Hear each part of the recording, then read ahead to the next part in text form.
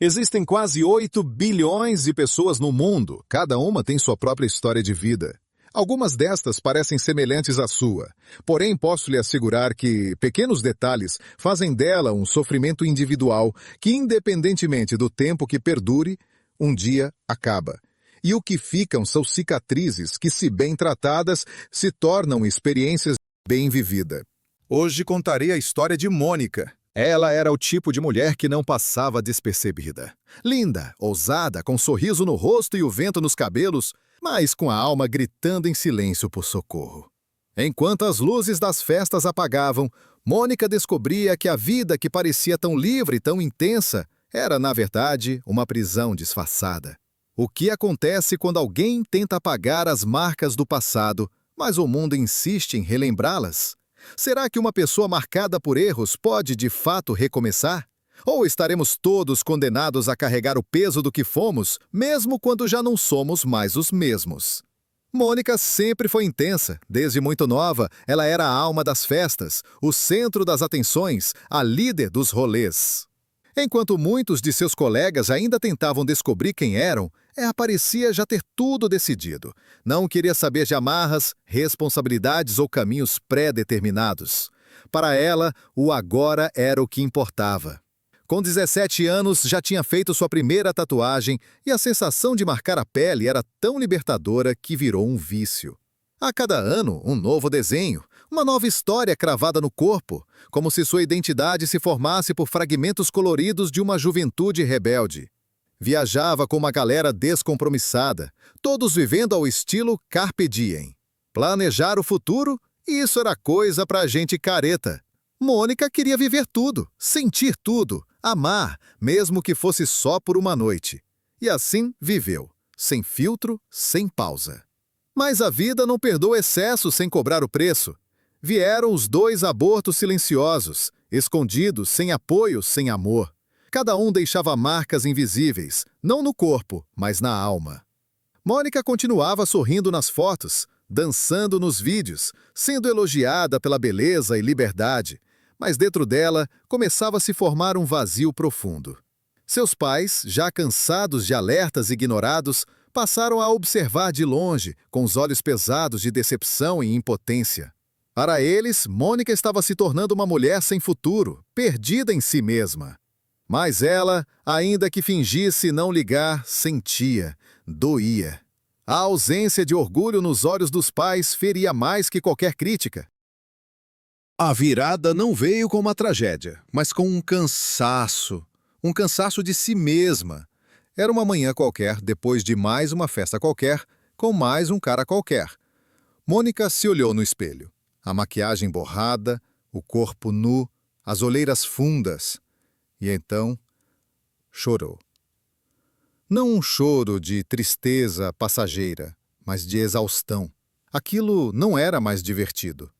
Aquela vida, que antes parecia liberdade, agora era uma repetição vazia, uma corrida sem linha de chegada. Desesperada, lembrou-se de alguém. Uma amiga dos tempos de escola com quem havia perdido contato, Giovanna. A menina certinha, estudiosa, que todos sabiam ser religiosa, sempre respeitosa, mas nunca moralista. Mônica, impulsiva como sempre, enviou uma mensagem. Um simples "Oi, podemos conversar?" Giovanna respondeu no mesmo dia, e quando se encontraram, não houve julgamento. Houve acolhimento. Giovanna a ouviu em silêncio, sem interromper os relatos de dor, vergonha e confusão. E então, com a doçura de quem compreende o peso dos erros sem precisar carregá-los, sugeriu algo simples. "Vem comigo à igreja." Mônica hesitou. Ela, que tinha tatuagens até nos dedos, que já havia desafiado todas as regras, dentro de uma igreja, era quase cômico. Mas a dor era maior que o orgulho. E ela foi.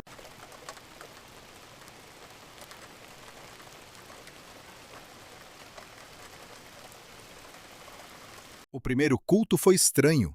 Ela se sentia deslocada, como uma pecadora exibida no mar de santidade. Mas ninguém expulsou, ninguém apontou o dedo, ao contrário. Sorrisos, abraços, olhares sinceros e, acima de tudo, silêncio. Aquele tipo de silêncio que conforta. Mônica não virou uma santa da noite para o dia. Ainda tinha recaídas, pensamentos conflitantes, saudades da adrenalina do passado, mas algo começava a mudar. Pela primeira vez em anos, ela acordava com vontade de viver, com leveza. Começou a estudar, buscou um trabalho fixo, cortou relações com os velhos amigos que só sabiam puxá-la de volta para o buraco. Porém, o mundo não esquecia. A cada nova tentativa de se relacionar, o passado vinha bater na porta. Alguns homens da igreja se interessavam, mas não por quem ela era agora. Era pela beleza, pela fama, pelos boatos. Mônica sentia os olhares pesarem, os sorrisos disfarçarem intenções. Ela se tornara, aos olhos dos outros, uma mulher para se divertir, não para casar.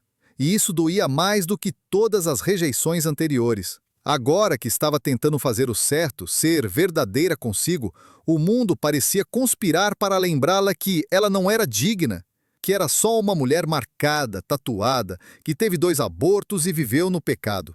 Numa dessas tentativas frustradas, ela desabafou com Giovanna. Parece que nunca vou deixar de ser aquilo que fui. Giovanna respondeu com firmeza. Você já não é mais aquela mulher, Mônica. Mas talvez o mundo ainda precise de tempo para enxergar isso.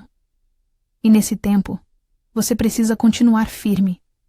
Por você. Certa noite, após mais um encontro em que o homem só queria usá-la, Mônica chegou em casa e chorou como nunca. Sentia-se suja, enganada, sem valor. Pensou em abandonar tudo, a fé, os estudos, a nova vida. Para que tentar se as pessoas não deixam eu mudar?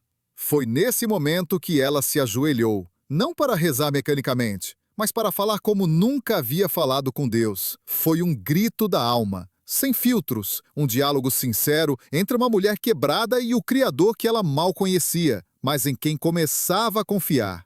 E ali, no chão do quarto, entre lágrimas e silêncio, Mônica sentiu algo que nunca havia sentido: paz. Ela não precisava mais provar nada para ninguém. A mudança era dela. E se o mundo não via, não importava. Ela sabia quem era agora, e isso bastava. Muitas vezes confundimos liberdade com ausência de limites. Vivemos intensamente sem perceber que estamos, na verdade, fugindo de nós mesmos. O prazer imediato é uma forma de anestesia, mas a dor, mais cedo ou mais tarde, cobra sua conta. Mônica é o retrato de tantos que se perdem tentando se encontrar, que erram buscando amor, que se machucam buscando aceitação e, quando decidem mudar, descobrem que o verdadeiro desafio não é apenas deixar o passado, mas lidar com um mundo que se recusa a deixá-lo morrer.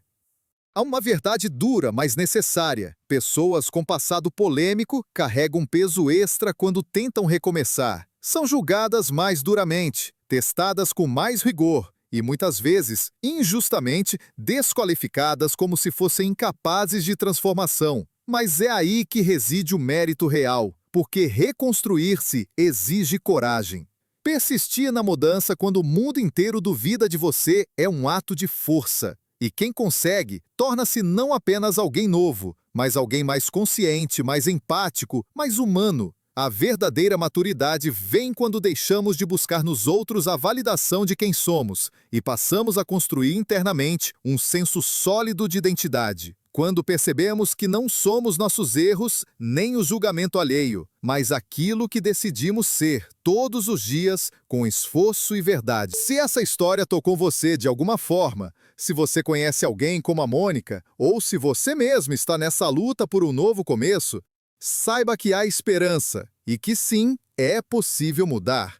Se você quer acompanhar mais histórias como essa que provocam, emocionam e fazem refletir, inscreva-se no canal, ative as notificações e compartilhe esse vídeo com alguém que precisa ouvir isso hoje. A mudança é difícil, mas começa com um passo.